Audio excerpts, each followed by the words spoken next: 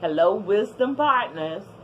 We are studying once again about what wisdom is and what wisdom isn't, and I hope you've gotten something out of this lesson that you can live with, that you can use in your own life.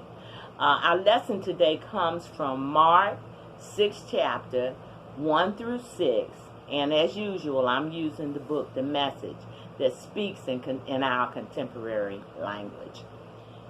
Here we go. He left there and returned to his hometown. His disciples came along. On the Sabbath, he gave a lecture in the meeting place.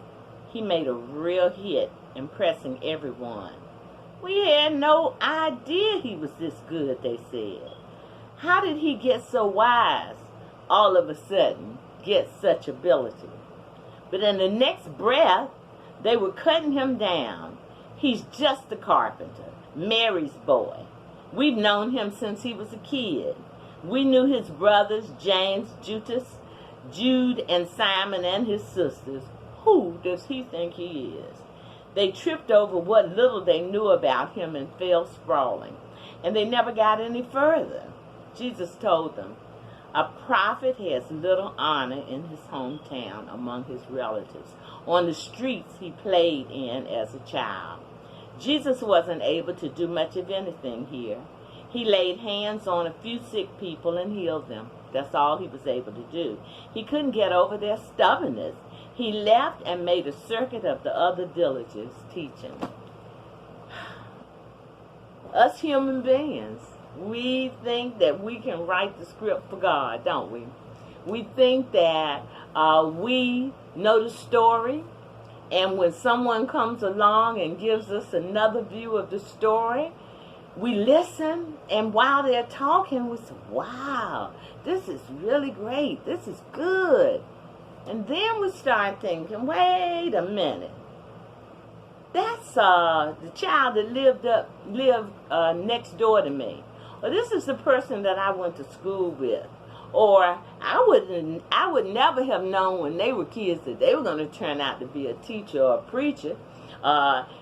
Isn't that Sally Sue's third child? Was she married when she had him? Those are the kind of gossip and things that we do. I actually think because sometimes we just don't want the truth. We don't want the wisdom that Jesus is giving us. And why? Because we want to keep on living the way we've been living. We don't want a message that tells us, no, you should have been listening. No, I told you this, and if you used it, it would have worked. Bless our hearts. Thank God that God is a patient God. I told you last week about people who don't want to wear a mask. They want to be experts on the coronavirus. They want to say, why should we have to wear masks? They want to say, we've got to get our economy going. Don't we know that we have come to a time such as this for a reason? We don't exactly know what the reason is, but this we know is true. That God allows our free will to give us lessons so that we can grow more like him. And so if we could be patient during this time and remember what Jesus said, lo, I will be with you always. If we could remember that we were taught to put God first and then everything else would come under us. If we could remember that, then we would know in this crisis this is the same thing that's happening. I'm sharing with you. This is Louise's daughter. This is the child who went to school at Washington School. This is the girl who went to Ligon High School in North Carolina Central. I'm giving you what God gives me. In other words, when God gives me insight, I give it to you. And you can reject it because I'm not God. I'm not Jesus. But God is using me.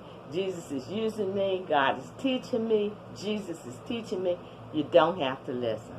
But I'm going to be here as long as God allows me to be, hopefully inspiring you to remember that God made you for this day.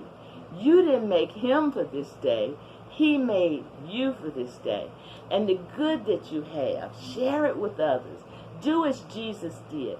Tell people about the experiences that you've had that makes you have more faith. Love your neighbor. Love God. Love yourself. Stop putting yourself down. Stop criticizing yourself. Because as long as you criticize yourself, guess what? You're going to criticize the person next to you. Because you're going to do unto them what you do to yourself. So learn to love yourself. That's the wisdom of Jesus. Jesus walked this world not really caring what anybody had to say about him. Not even the people in his own town. He was on a mission. He was there to teach. If they were too stubborn to accept it, right after they had thought, oh, wow, look how smart he is, look how gifted he is, and then in the next few moments, that's Mary's boy. But Jesus didn't stop. That's what this lesson is about.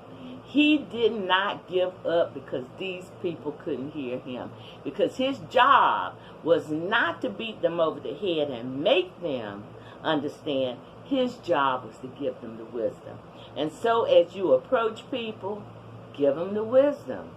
And as Jesus said, if they don't accept the teachings, he taught the disciples later, get the dust off your feet and go to the next town.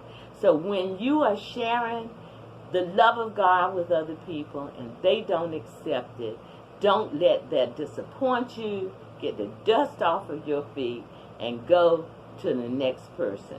Somebody's there to hear. I have enjoyed talking with you. Oh, I do want to add to remember to pray for the Rowe family. And then there are others. A young man who used to belong to our church, or he was a boy preacher.